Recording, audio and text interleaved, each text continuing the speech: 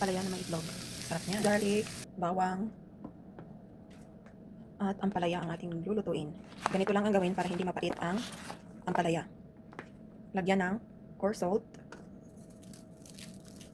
at himas-himasin para matanggal yung pait. At mga 5 minutes. Hiwain ng manipis. Ganyan, manipis ang paghiwa. Tapos, himas-himasin sa salt. Mga 2 to 3 minutes. Ganun lang po. Hugasan po natin ang tubig, syempre, para malinis. Drain. Hugas ulit para mawala yung pait at alat.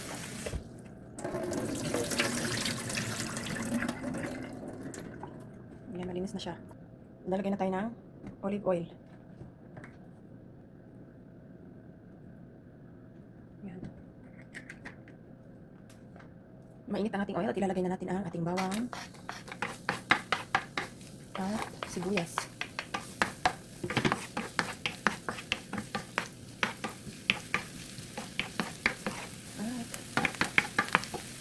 At ang ating ampalaya. Ayan.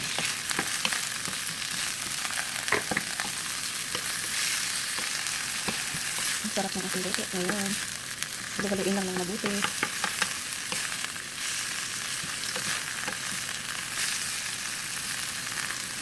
At a little bit of pepper. Pinapakahati ang pepper.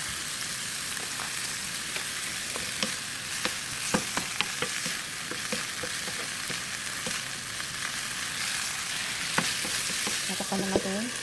Sila for 1 minute. Ayan, natin siya. Pwede na siya lagyan ng itlog.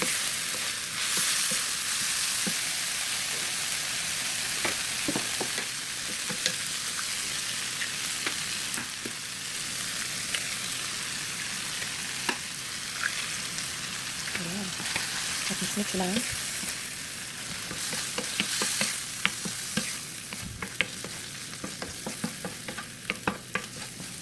At konting hoisin sauce, pampalasa. Ayan. Pampalasa lang.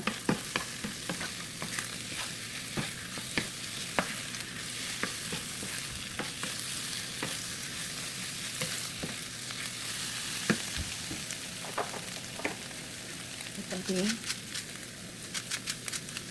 ayan, seasoning.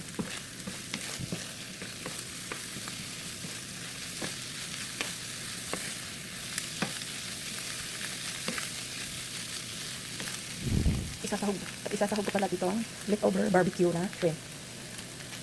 Medyo matigas na siya. Pero pwede pa. Mas maraming sahog, mas masarap. Kaya ayan.